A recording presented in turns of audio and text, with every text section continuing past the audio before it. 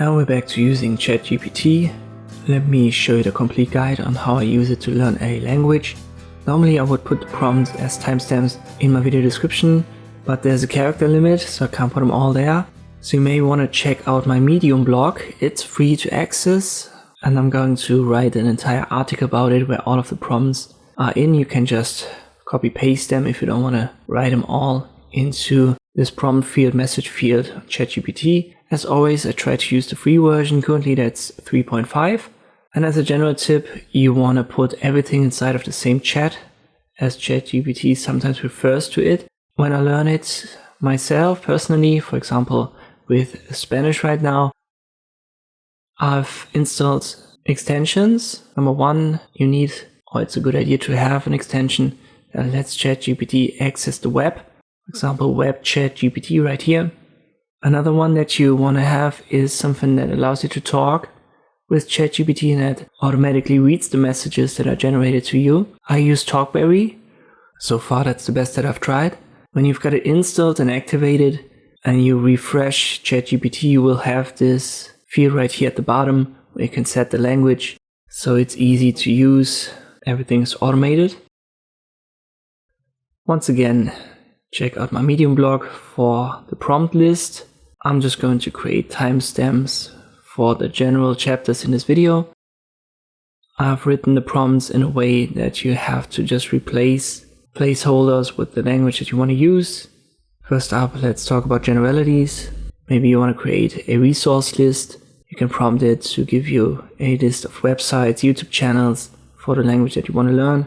We'll make it about English first. Obviously, you can make it podcasts, apps, whatever you need. The results are going to be better when it has web access, so this is where the extensions come into play. You can also make it generate a list of movies, TV shows, books to read in this language. In English it's easy because most English movies are the pop culture movies of Western countries in general, but when you, for example, want to learn Spanish, you may want to ask for the specific movies that are popular in Mexico or something.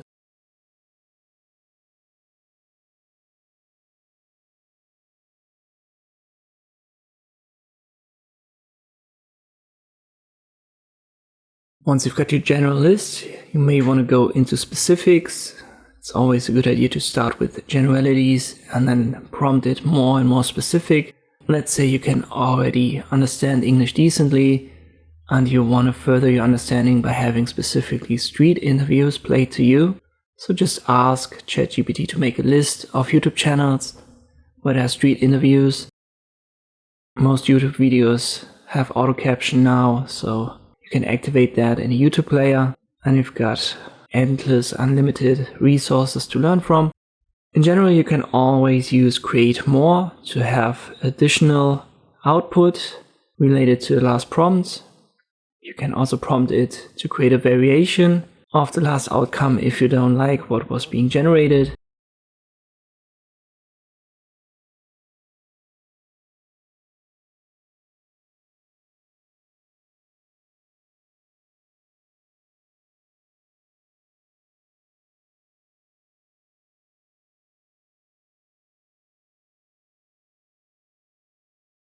For example, here I have two lists, but I want to have a variation.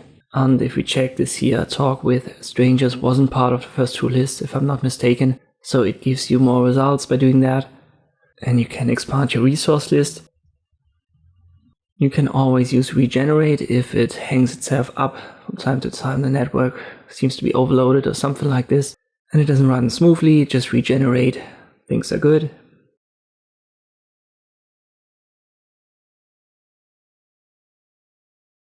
If you still go to school or you go to college and you learn a language, you can use ChatGPT to create a mock test. Just type in the language that you need, then your current level of proficiency, and it's surely a good idea to add the last topics that were part of your class, as they should be the topics of your class tests in public schools, for example. Let's just say argumentation with pro and con was the last thing that my English teacher talked about. So we create a mock test around that.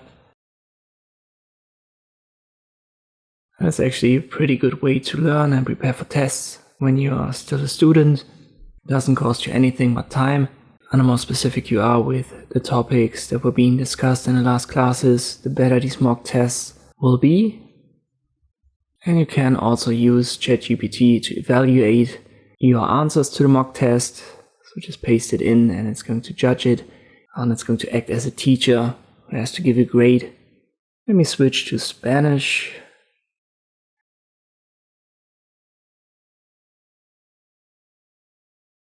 And let us get a general overview. So let's say this is your first day learning a new language. You want to have a simple introduction and an overview.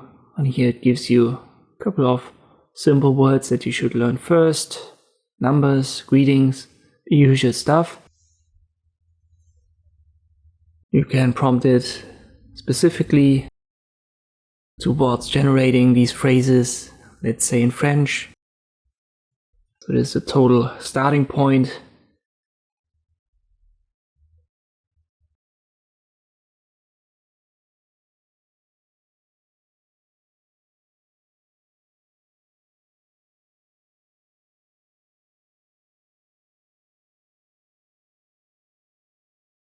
And there are also languages where you have to check the alphabet. For example, Russian, it uses the Cyrillic alphabet, and that's a little bit different compared to the Western English, German, Spanish alphabet.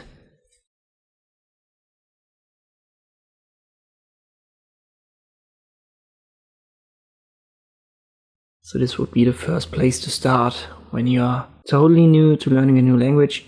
It even does that quite well with Chinese and Japanese, where you have more like a sign language.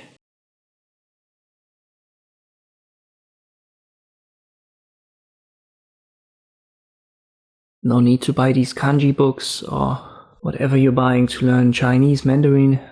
It's all here available for free.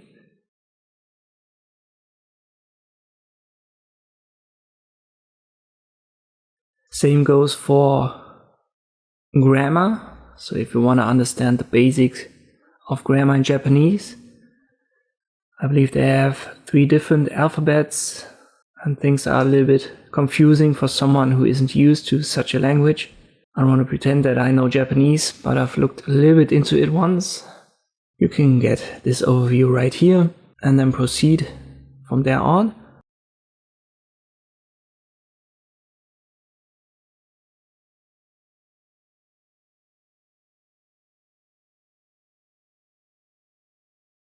You can obviously give a specific reason for why you want to learn a language, and then ChatGPT gives you the phrases specific for such situations. Let us just say I want to travel to the US, and therefore I need some practical phrases in English to learn. And here we go. You don't have to buy these travel language learning books anymore. Money saved.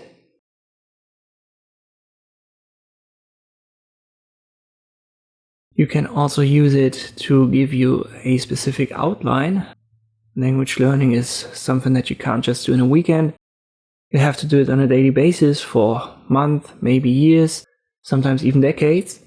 Why not let ChatGPT give you a general outline? If you prompt it in such a way, it's going to tell you what you should look out for. You can compare it to your native language to identify key differences.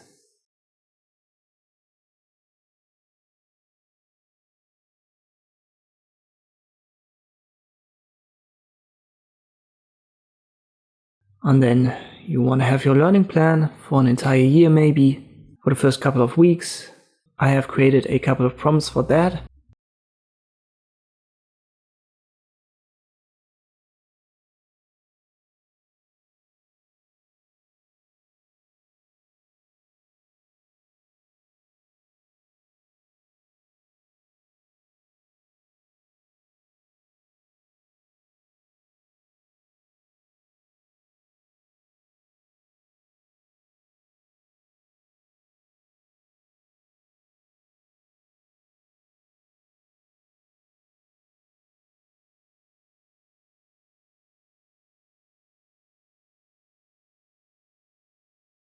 From time to time you have to remind the AI where you are. So let me just add my proficiency level as a total beginner.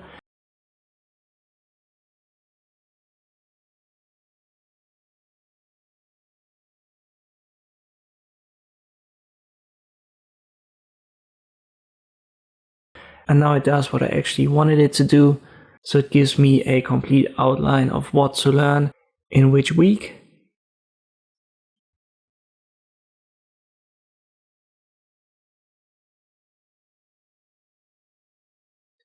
And now we can dive deeper and create a day-to-day learning plan. Let's just start with day 1, week 1, learn common greetings, introductions, and basic phrases. So on day 1, we want to learn greetings. So I prompted, I want to learn the basics for greetings right here, week 1, day 1.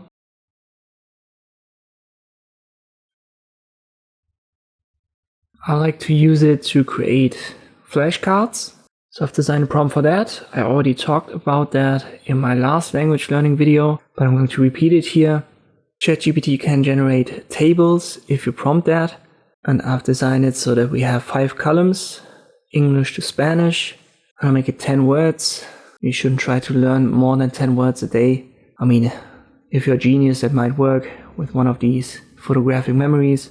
But I can't comprehend, I can't keep that memorized if it is more than 10.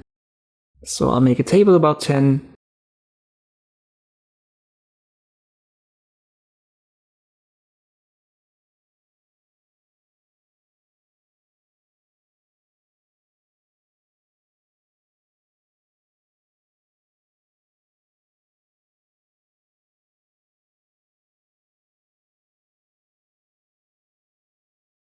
And there you go, you have the Spanish word, English translation, an example phrase, and even that is translated afterwards, and you can use this to create your flashcards. For example, a free system that you can find online is Anki. Right here, Anki flashcards. I'm going to link to this. I'm also going to link to the extensions. So use this to generating your flashcards. You may want to do it by hand, totally fine. You can still use the table. It doesn't have to be set to a basic outline. You can also learn it topic by topic, obviously. So let us create a similar table, this time for traveling words. So if you like to learn by topic, you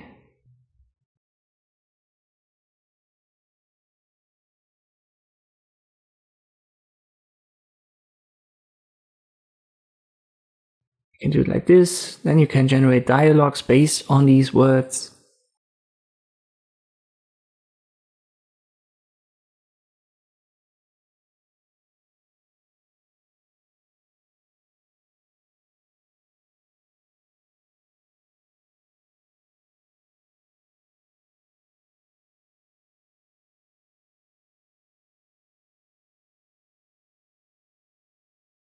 And you can create a short story based on these words. I like to use Google Translate afterwards to compare it to my native language.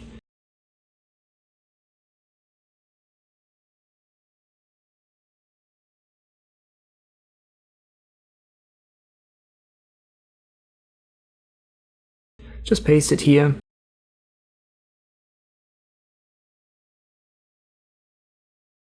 This was Spanish and I make it English. And Google Translate has an audio function down here, so you can have that read to you if you want to make this an auditory exercise.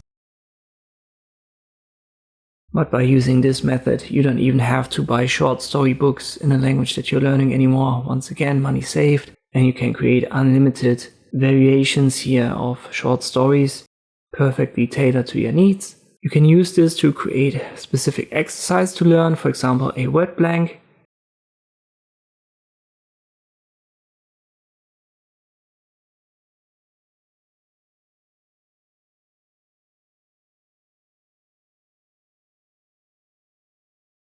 From time to time it gives you a little bit of, I don't want to say nonsense exercise, but here you have too many word blanks in one sentence. So it's not very good at understanding that you only want to have one word in one sentence missing. And even if you prompt it, it might not be able to fully understand it. So this is still an issue that I've encountered. But the more you prompt it specifically, the better the results will be here.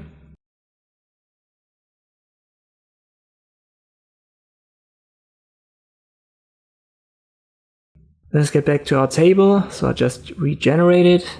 And now I want to create a word salad based on these Spanish words that I want to learn.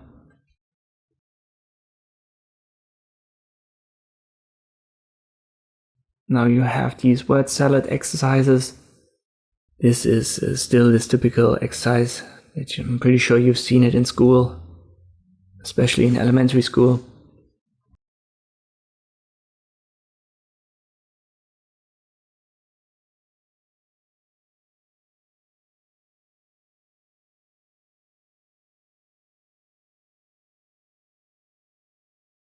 You can create a quiz around these words that you want to learn.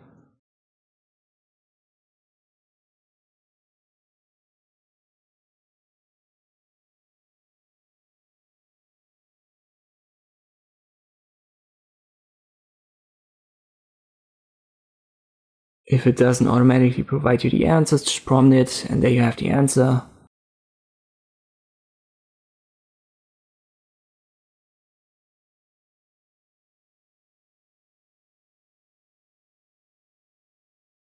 Viajar means to travel. So this was one, answer was B. And here you can see it gave me the correct answer. You can make it play a word game. So I prompted that it's going to think about a word in a specific category. I make it fruits. And I have 5 questions to find the word.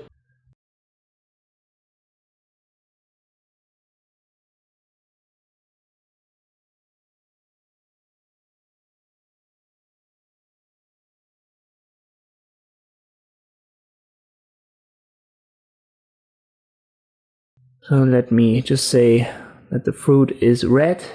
And now it thinks about an answer. Is it red or not? We will see. And here we have a network error, so just regenerate. As I've earlier said, sometimes that happens. And here it says, yes, the fruit is red. And I can continue from then on. Maybe it's an apple. Let me try. La fruta es una manzana? Question mark. Oh, and that was actually wrong. So this was my second question. And you can play this game with words in a specific category to further your understanding. For example, here in Spanish, you get the idea. And if you use TalkBerry, you can do that without writing it. So it becomes more of a conversation. And that's what you want. And let me prompt an exercise based on a grammar issue.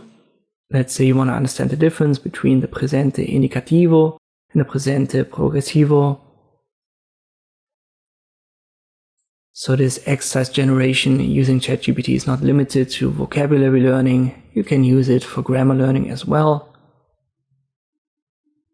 I've got a couple of prompts created for that. For example, what I like as an exercise is to have a correct and an incorrect sentence written, and I have to identify which was the correct one, and then I have to maybe correct the incorrect one.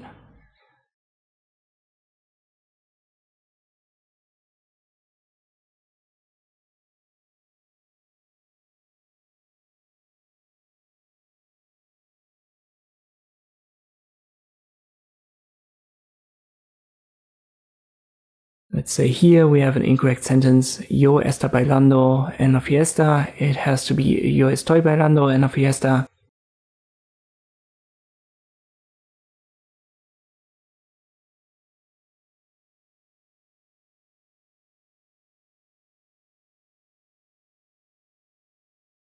And here it gives me feedback on what I've just typed in.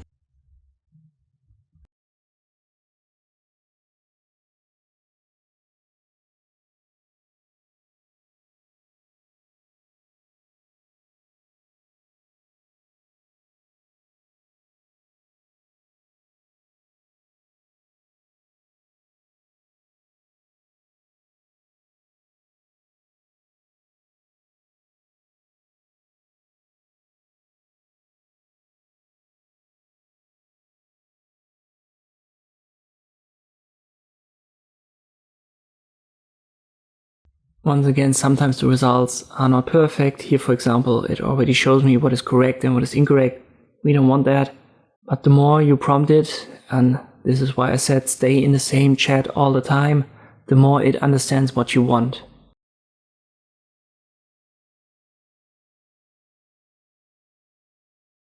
When you've got something like TalkBaby installed, you can also use it to practice your pronunciation.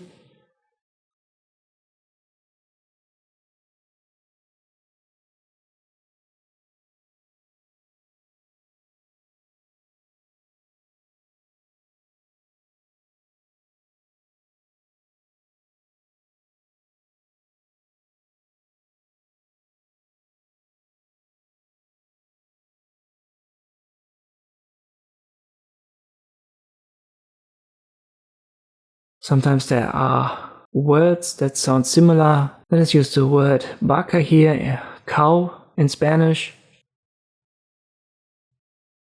And there are words you might mistake for it. And you can prompt this right here.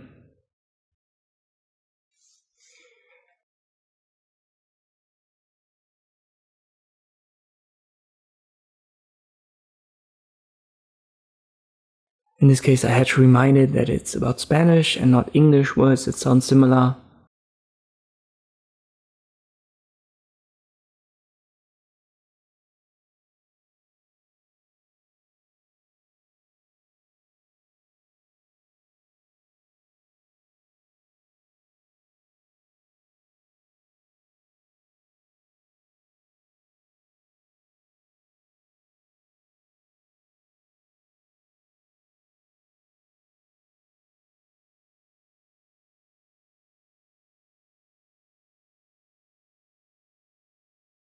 But now we have a list of Spanish words that sound somewhat similar.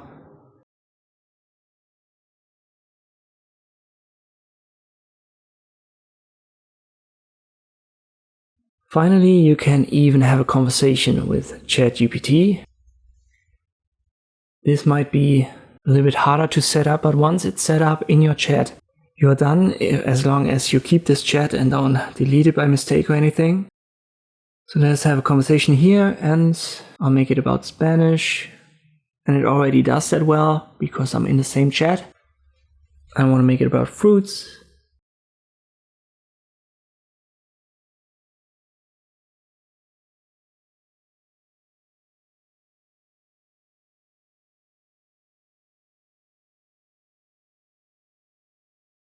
And here we are, it asks me questions about it. You have them read via TalkBaby and you can answer, and then you can talk to it like it was your Spanish teacher being around talking to you about fruits in Espanol. This is almost perfect for job interview questions. If you want to become an engineer in Mexico or whatever, you can use this as preparation.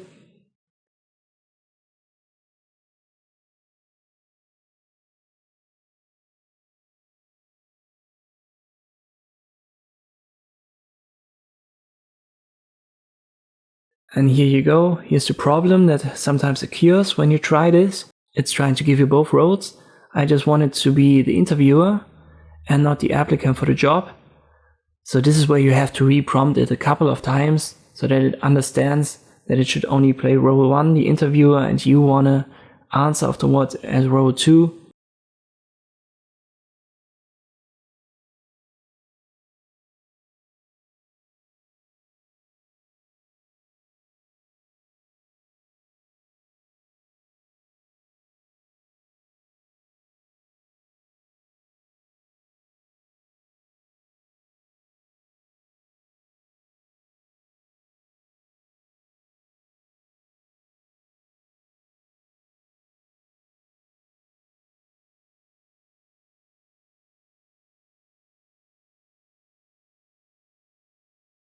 And again, it didn't understand it here, so I have to prompt it yet again.